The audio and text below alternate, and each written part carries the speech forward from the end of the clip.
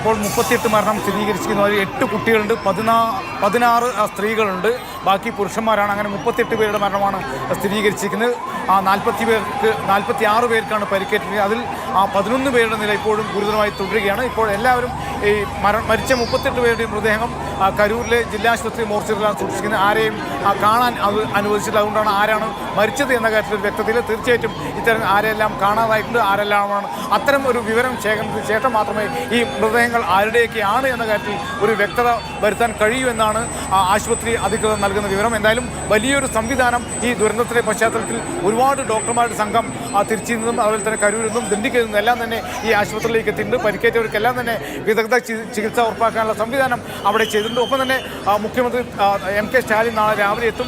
മുൻ മുഖ്യമന്ത്രി എടപ്പാടി പളനിസ്വാമിയും നാളെ രാവിലെ എത്തും. നിലവിൽ 2 മന്ത്രിമാർ അവിടെയുണ്ട്. മുൻ മന്ത്രി MLA-മായ സെന്തിൽ ബാലാജി ഉണ്ട്. കേന്ദ്രമന്ത്രി L. മുരുകൻ അവിടെ എത്തിയിട്ടുണ്ട്. വിജയ് ഒഴിച്ചുള്ള ബാക്കി എല്ലാ നേതാക്കന്മാരും കരൂരിലേക്ക് എത്തിയിട്ടുണ്ട്. പക്ഷേ വിജയ് മാത്രമാണ് ഇത്തരമൊരു ദുരന്തമുണ്ടാക്കി മരണ റാലിയിൽ 38 പേരുടെ ജീവനെടുത്തതിന് ശേഷം ഒളിച്ചോടി ചെന്നൈയിലെത്തിയതിനു ശേഷം ഒരു വാർത്താക്കുറിപ്പ് പോലെ ഒരു എക്സിൽ ഒരു കുറിപ്പ് മാത്രം ഇട്ടിട്ട് വിജയ് മുങ്ങിയിരിക്കുകയാണ്. എന്തായാലും അദ്ദേഹം ഒരു രാഷ്ട്രീയക്കാരനാണോ സിനിമാ നടനാണോ എന്നതിനപ്പുറത്തേക്ക് ഒരു മനുഷ്യൻ പോലും അല്ല എന്ന ഒരു വിവരം നമുക്കിപ്പോൾ നൽകേണ്ടിയിരിക്കുന്നു. കാരണം ഒരു സാധാരണ ഒരു മനുഷ്യനാണെങ്കിൽ പോലും ഇത്രയും പേരുടെ മരണം ഉണ്ടാകുമ്പോൾ ഒരു ആക്സിഡൻറ്റ് കണ്ടാൽ നമ്മൾ എന്ത് ചെയ്യും? സാധാരണ മനുഷ്യനാണെങ്കിൽ അദ്ദേഹത്തെ രക്ഷപ്പെടുത്താൻ അല്ലെങ്കിൽ അദ്ദേഹത്തിന് വേണ്ട ചികിത്സ നൽകാൻ എന്തെങ്കിലും നമ്മൾ ചെയ്യും. പക്ഷേ ഇത്രയും പേരെ തന്നെ കാണാൻ തടിച്ചുകൂടിയ 10,000-ങ്ങൾക്കിടയിൽ ഇത്രയും പേര് മരിച്ചു വീഴുമ്പോൾ അത് കണ്ട് തൻ്റെ ജീവനം കൊണ്ട് ഓടി തിരുച്ചിറപ്പള്ളി വിമാനത്താവളം എത്തുകയും അവിടുന്ന് ആ വിമാനത്തിൽ കയറി ചെന്നൈയിലേക്ക് പോവുകയും ചെയ്ത ഒരു മനുഷ്യനെ നമുക്ക് രാഷ്ട്രീയക്കാരെന്ന് വിളിക്കാൻ പറ്റുമോ? അദ്ദേഹം സിനിമയിലെല്ലാം തന്നെ അനീതികൾക്കെതിരെയും ഇത്തരത്തിലുള്ള എല്ലാ പ്രശ്നങ്ങൾക്കെതിരെയും പോരാടുന്ന ഒരു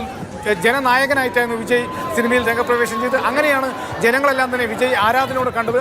ആ ആരാധന കൊണ്ടാണ് ഇത്രയും ആളുകൾ വിജയെ കാണാൻ 7-8 മണിക്കൂർ കാത്തുന്നത്. രാവിലെ ഉച്ചയ്ക്ക് 12 മണിയോടെ കരൂരിൽ ഈ ബൈപ്പാസിൽ വേലിച്ചാമപുരത്ത് എത്തുമെന്നായിരുന്നു വിജയ് സംഘാടകർ അറിയിച്ചിരുന്നു. അവരെ കാണാൻ വേണ്ടി 10 മണിക്ക് മുൻപേ തന്നെ 10,000 അവിടെ തടിച്ചുകൂടി ഒരു വെയിലത്ത് കാത്തിരുന്നു. പക്ഷേ അദ്ദേഹം എത്തുമ്പോൾ 7 മണിയോളം ആയിരുന്നു.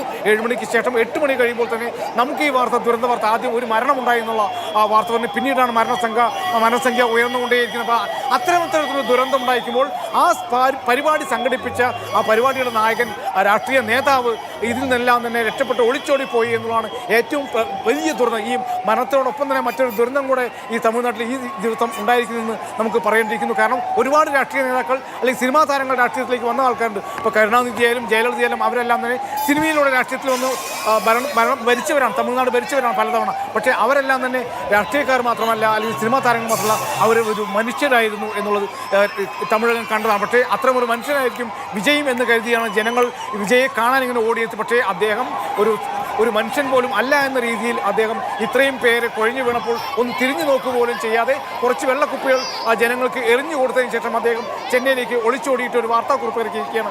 തൻ്റെ ഹൃദയം തകർന്നു, തനിക്കിത് താങ്ങാൻ കഴിയുന്നില്ല എന്ന്. പക്ഷേ ഇതിൽ എത്രത്തോളം ആത്മാർത്ഥതയുണ്ട് എന്നാണ് ആ ജനങ്ങൾ പറയുന്നത്. നേരത്തെ തന്നെ തമിഴിലെ ഒരു സ്ത്രീ പ്രതികരിച്ച പോലെ മനസ്സാക്ഷിയുണ്ടോ വിജയിക്കുക എന്ന് ചോദിക്കേണ്ടിയിരിക്കുന്നു നമുക്കും. അക്ഷയ, തീർച്ചയായിട്ടും അത് തന്നെയാണ്. സ്വാഭാവികമായിട്ടും മനസ്സാക്ഷിയുണ്ടോ വിജയ്ക്ക് എന്നുള്ള ചോദ്യം അത് ഇനി തമിഴ് ജനത ഒരുപോലെ വിജയോട് ചോദിക്കുമെന്നതിൽ സംശയമില്ല. ആളുകൾ 10 മണിക്കൂർ കാത്തു നിന്നാണ് വിജയുടെ പരിപാടിയുടെ ഭാഗമായത്, റാലിയുടെ ഭാഗമായത്.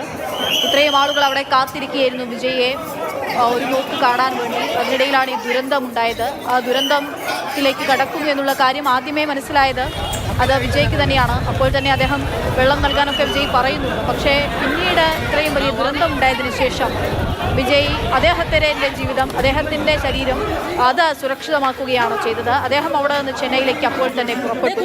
ഒരു പ്രതികരണം പോലും നടത്താതെ അദ്ദേഹം പുറപ്പെട്ടുകൊണ്ട് അവിടെ നിന്ന് ഒളിച്ചുകൊണ്ട് അല്ലെങ്കിൽ ഓടി രക്ഷപ്പെട്ടുകൊണ്ടാണ് അദ്ദേഹത്തിൻ്റെ ജനസേവനം എങ്ങനെയാകുമെന്നുള്ള ആദ്യ പാഠം അത് അവിടുത്തെ ജനങ്ങൾക്കായി, തമിഴ്നാട്ടിലെ തമിഴകത്തെ വോട്ടർമാർക്കായി വിജയ് കാണിച്ചു കൊടുത്തതെന്ന് കൂടി വേണം നമ്മൾ മനസ്സിലാക്കാൻ.